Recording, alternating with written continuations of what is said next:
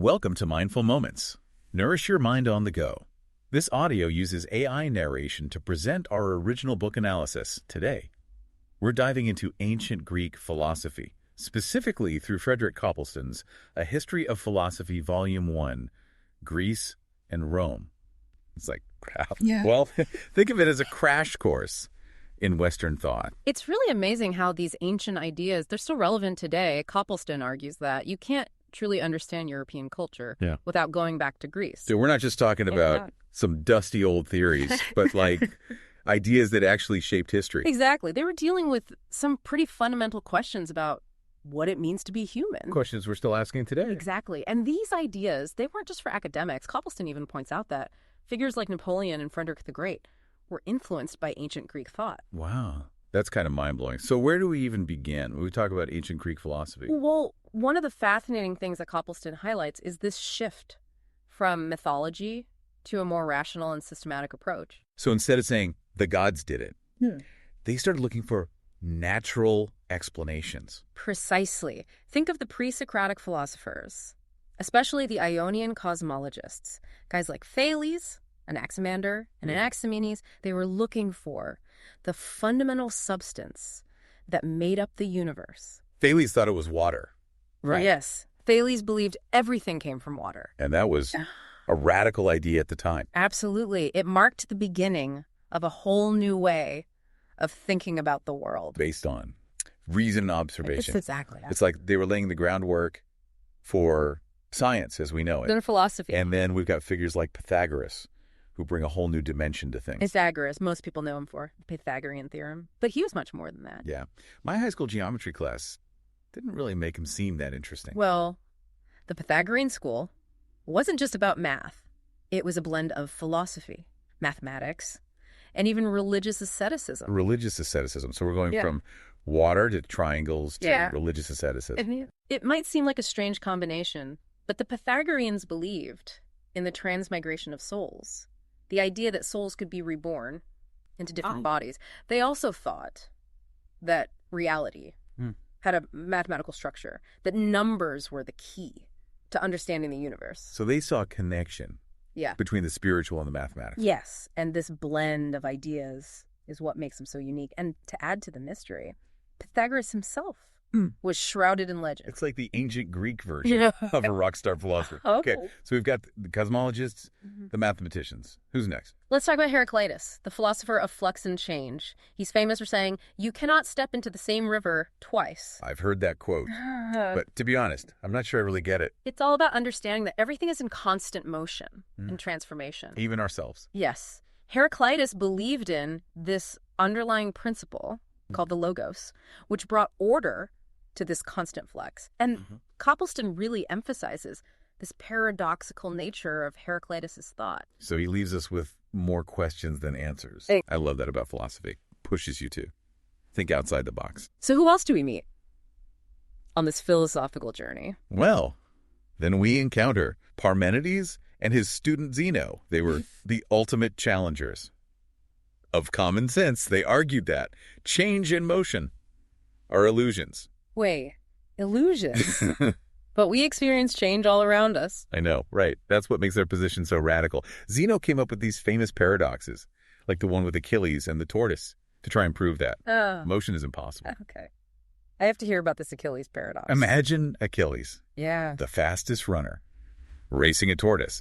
Zeno argued that even if Achilles gives the tortoise a head start, he can never catch it. How's that possible? Because each time Achilles reaches the point where the tortoise was, the tortoise has moved a bit further. Wow. It's like the philosophical brain teaser. It really makes you rethink our ideas about space and time. Okay. So we've got these ancient thinkers coming up with some pretty mind-blowing ideas. Who's next? Well, and then we have the sophists, these itinerant teachers who emphasize rhetoric and practical skills for success in public life. So like ancient public speaking coaches. In a way, yes. But they also challenged traditional morality and argued that truth and justice are subjective. So what's true for one person might not be true for another. That was their argument. That sounds like a recipe for chaos. It certainly raised a lot of questions. And then we have Socrates. Yes, Socrates. He shifted the focus from cosmology and metaphysics to ethics and self-examination. Socrates, the know thyself guy. Exactly. Socrates believed in constantly questioning assumptions and famously said, the unexamined life is not worth living. And he was all about Yeah. using dialogue to challenge people's beliefs. Exactly, and help them arrive at a deeper understanding. He also believed that virtue is knowledge. Meaning, if you truly understand what's right, you'll naturally do what's right. Which, of course, raises all sorts of questions. Yeah. About why people do bad things, even when they know better. A question that philosophers are still debating. So after Socrates. After Socrates, we have his student, Plato. Plato. This is where things get really interesting. This is where we dive into some deep philosophical waters. I'm ready. Good. Because Plato's theory of forms is one of the most enduring legacies of ancient Greek philosophy. Right. Break it down for me. What are these forms? It's a mind-bending concept, but it kind of speaks to this deep human longing for something perfect and eternal. Okay. So what are these forms exactly? Well, Copleston explains that. Plato started with like moral and aesthetic universals like goodness and beauty, which seem to exist independently of individual things. So instead of just saying this sunset is beautiful, Plato was asking, what is beauty itself? Exactly. What makes all beautiful things beautiful? That led him to propose these forms, these perfect blueprints that exist in a separate realm. Hold on, there's a whole other world of perfect forms. Yeah, it's a lot to take in. Yeah. And the world we experience with our senses, it's just a pale reflection of this realm of forms. Plato used the allegory of the cave in the Republic to illustrate this. Okay. The allegory of the cave? Imagine people trapped in a cave. They can only see shadows projected on the wall. Yeah. And they mistake those shadows for reality. Okay. I'm picturing it. Now one person escapes the caves Yeah. and sees the real world outside, That's right. illuminated by the sun.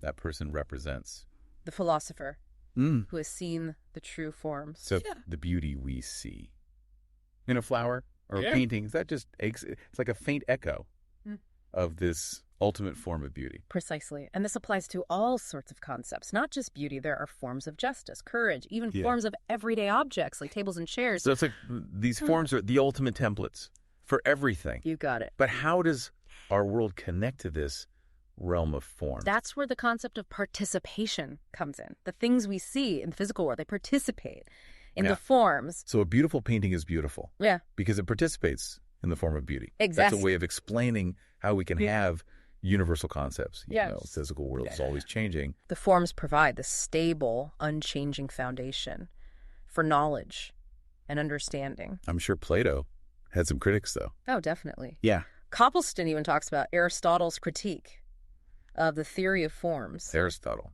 his own student. Right. Aristotle argued that separating the forms from the physical world was artificial and unnecessary. So instead of existing in a separate realm, Yeah. the form of a horse is found Yeah. within the horse itself. Exactly. Aristotle was much more grounded in the empirical It world. was all about observation Right. and studying the world around us. Yeah. And it's fascinating how these two philosophical giants, they had such different approaches. It shows the diversity of thought, even within the ancient Greek philosophy. Yeah. Copleston does a fantastic job highlighting these nuances. He sounds like a really good guide Yeah, through this philosophical landscape. he is. Now, to understand Aristotle, we need to talk about his famous four causes. Four causes. It's a framework for understanding how things come to be and exist in the world. Okay. Listening. First, you have a material cause, which is what something is made of, like the bronze of a statue. Okay. Then there's the formal cause, which is the shape or structure that makes it what it is. So the shape of the statue, that makes it a statue, and not just a lump of bronze. Got it. So we've got Yeah. what it's made of Yeah, and its shape. right. The third is the efficient cause, which is what brings something into being, the sculptor who creates the statue. A force that makes it happen. Exactly. And finally, we have the final cause, which is the purpose or end for which something exists. So maybe the statue was created to commemorate a hero or to beautify a temple. It's like the why behind its existence. Exactly. Aristotle believed that understanding all four causes is essential to truly understanding something. It's a very holistic way of looking at things. It is. So while Plato was exploring the realm of forms, Yeah. Aristotle was trying to understand the world around us. Yes, and that's what makes studying them both so fascinating. They offer these different but complementary perspectives on reality. Now, Copleston doesn't stop there.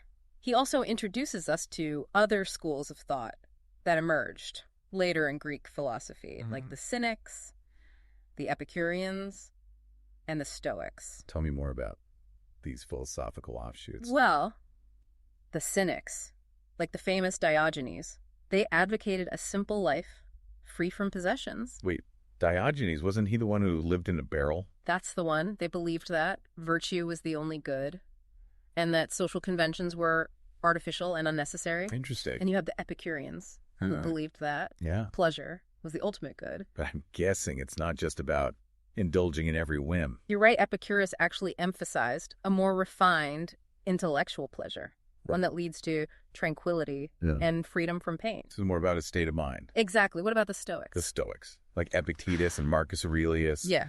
Stressed virtue and living in accordance with nature. So accepting what you can't control? Exactly. They emphasize self-control and living in harmony with the divine order of the universe. Yeah. Even though these schools had different ideas about the good life, they all shared this common thread of seeking wisdom and understanding the human condition. Absolutely. And it's through exploring this diversity of thought, that we gain a much richer understanding of ancient Greek philosophy. And Copleston does a brilliant job of weaving together all these different threads. He's a master storyteller. He helps us appreciate how these ancient ideas are still shaping our thinking today. It's like those philosophical roots are still feeding the tree of our culture. Exactly. This has been such a thought-provoking exploration. It really has. I hope it sparked a desire in our listeners to delve even deeper into these fascinating ideas. We've covered so much ground already. It's amazing that we're still just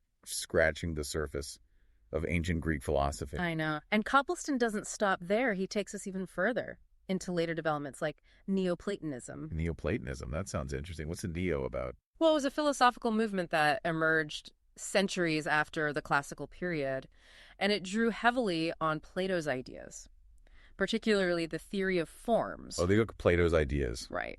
And kind of ran with them. In a way, yes. But they also incorporated elements from other schools of thought, creating this more mystical and spiritual system. So it's like Plato. Plus a mystical twist. Exactly. And who were some of the key figures in Neoplatonism? Copleston focuses on Plotinus. For Plotinus, the ultimate goal was union with the one, the source of all being. So it wasn't just about intellectual understanding. No, it was about a direct experience of the divine. It sounds like Neoplatonism was almost like a spiritual path.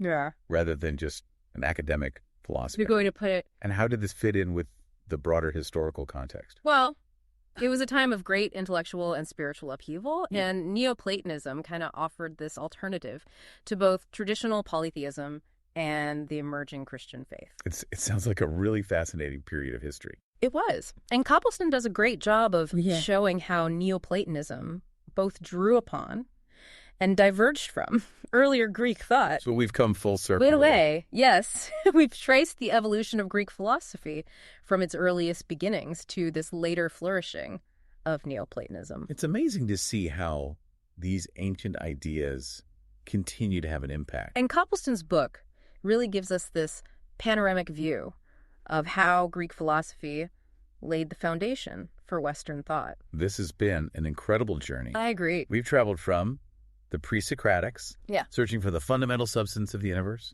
to Plato's world of forms and Aristotle's four causes, all the way to the mystical heights of Neoplatonism. And we've seen how these thinkers grappled with questions that are still relevant to us today. Questions about the nature of reality, the meaning of knowledge, and our place in the cosmos. I feel like I've gained a whole new appreciation for the depth and richness of ancient Greek thought. It's a treasure trove of ideas. And I have to say, Copleston is a brilliant guide. Yeah. He makes even the most complex ideas accessible and engaging. I highly recommend his book to anyone who wants to understand the roots of Western thought and explore some of the big questions that have always fascinated humanity. It's a journey worth taking. And for our listeners, you can find a link to purchase Copleston's book, A History of Philosophy, Volume 1, Greece and Rome, in our show notes.